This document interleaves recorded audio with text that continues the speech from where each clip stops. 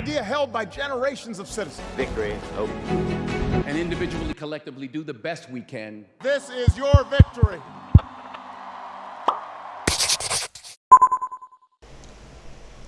Well, what a beautiful view this is. Green trees in front, unbelievably good architecture on both sides, and most importantly, probably the country's highest density of intellectuals. What more can anybody ask for it? The last time I saw this wonderful view was in the movie Two States. I can tell you folks, having watched so many of you pass through this, I am positive that batch of 2023 can give a tough competition to Alia Bhatt and Arjun Kapoor. Thank you. Chairman, members of the governing body, director, faculty, staff, students, guests, the graduating students, I thank you for inviting me to be part of this joyous occasion. Congratulations to the graduating students on completing this worthy penance. You are now all set to shoulder the aspirational task of transforming our country and the world with the competence and the values that you possess. The knowledge, wisdom, writing skills, modeling, analytical thinking, Socratic questioning, group discussions, teamwork, and decision-making skills that you have acquired here from your revered teachers will definitely assist you in your future. I am happy to come back to a place where I started my career when none of you was born. It was in 1969. I learned much being the chairman of this venerable institution from 2002 to 2007. Today, my talk will be very similar to the one I gave recently on the 40th year celebrations of Infosys, the company I founded. The context is different, but the lessons for both the graduating class here and the Infosys out there are the same. I have often been asked why I started Infosys. Let me answer that. I grew up in a family of 8 children, a mother, a father, and a grandmother. My father was a school teacher in a small town. It was drilled into my young mind that my fate would be limited by the circumstances that I was born into. The India that I experienced in my youth was a lower middle class India with small hopes and even smaller dreams. I had simply accepted that there would be a glass ceiling to most professional ladders in corporate India of those days. Corruption and connections in government were common for success in most businesses then. That retrogressive mindset of mine changed gradually when I started working in a French real-time software company in Paris more than 50 years ago. I learned 3 important ideas.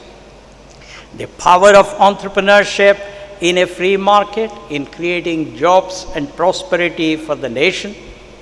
Second, the beauty of an enlightened corporate democracy and the role of compassionate capitalism in building a prosperous and happy country.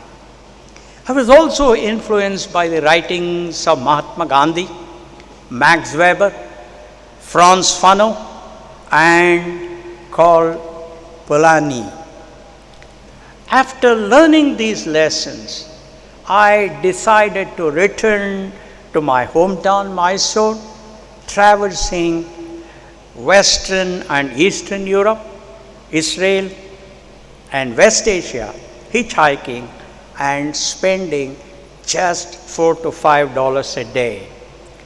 That journey irrevocably transformed me from a confused leftist to a determined, compassionate capitalist. After I returned to India, I decided to conduct an experiment based on these three important ideas that I spoke. My first attempt, Softronics, failed since there was no domestic market for software development in India at that time. I learned my lesson and started my second attempt, Infosys, after my stint as a general manager at Patni Computer Systems Private Limited. I collected a set of bright and value-based youngsters there to assist me in building Infosys. Fortune conspired with us in the form of the 1991 economic reforms of India ushered in by late Sri Narasimha Rao and Dr. Manmohan Singh. The rest, my young friends, as they say, is history. While I did not expect to address every challenge of our society in my Infosys journey, I hope to create a microcosm that did not suffer from the injustice, inequity, discrimination, and the unfairness of the society that I had seen or experienced around me when I was growing up. I wanted to create a company of the professional, for the professional, and by the professional, as Abe Lincoln defined a democracy. I wanted this corporate child of mine to be an expression of the best that the corporate world and the society could offer. I wanted it to be a place where a person from any race, any religion, caste, region, nationality, and economic stratum could succeed based on competence and values. A place where people from the forgotten fringes of our society could compete with confidence, perform, earn respect, occupy the center stage, and with luck, run the company. A place where fairness and justice would be the norm. A place where imagination, speed, and excellence in execution would be the watch phrase. A place where there was no apartheid between the management and the employees. A place where the dignity of the professional was sacrosanct. A place where the merit was revered in every transaction. A place where the CEO and the janitors shared the same canteen and the same toilet. A place where the asymmetry of information between the management and the shareholders dissolved like dew on a sunny morning. A place where you could disagree but could not be disagreeable. A place where the seniors wholeheartedly and enthusiastically shared wealth with everyone who participated in generating it. And ultimately, a place where the inner voice exhorted every Infosian to demonstrate the best of entrepreneurship, compassionate capitalism, enlightened corporate democracy, and time invariant and context invariant values. This to me has been the Infosys I dreamed from the first day I discussed with my then friend and today my wife in 1977. Even today, my undying passion burns bright for these ideas that have made Infosys special. My dream for Infosys has never been just that of a profit-making machine, but rather an experiment and a demonstration of social change for the betterment of my country. Infosys has been a perfect manifestation of my belief that one's fate need not be determined solely by one's birth. Infosys has been an umbrella offering shelter to many who share the same belief. I wish to share with you what I have learned in this extraordinary journey and what has made Infosys unique. Each one of these precepts has been a foundational pillar for building Infosys over the past 4 decades plus. My hope is that every one of you, whether you become corporate leaders, whether you become entrepreneurs, or whether you pursue the academic line, will find these ideals useful and demonstrate them throughout your career. First, a culture of meritocracy and values should determine the mindset of a company. Culture is the strong foundation on which the superstructure of aspirations, dreams, hopes, and their conversion to reality rest. Remember that Peter Drucker once said, "Culture eats strategy for lunch." Second, competence, commitment, and character are the essential ingredients for a company to earn the respect of the stakeholders and to achieve enduring success. The best management guru, my friend, sorry for saying it, is the market competition. Fourth, the most powerful instrument of a leader is leadership by example in demonstrating courage, sacrifice, hope, confidence, innovation, hard work, truth, fairness, transparency, accountability, austerity, discipline, a good value system, and most importantly, open-mindedness. 5. How you behave when you are on top and have power and wealth is your true character. In such moments, your grace, your courtesy, and your humility shown to others will reveal the real you. 6. A confident leader hires people smarter than himself or herself. Such a leader gets the best out of his or her people by creating an environment of openness to new ideas, values, meritocracy, fairness, transparency, speed, justice, imagination, discussion, excellence in execution, and questioning. Remember that questioning is the primeval soup of imagination. Without questioning, my young friends, there is absolutely no progress. 7. Putting the interests of the company ahead of one's personal interest in the short and medium term results in the betterments of one's personal interest in the long term. 8. Performance leads to recognition, recognition leads to respect, and respect leads to power.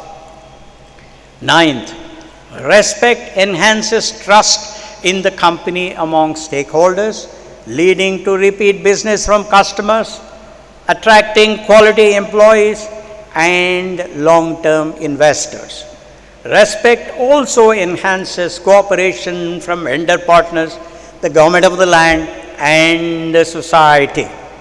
10th, market access and talent access determine the success of a company.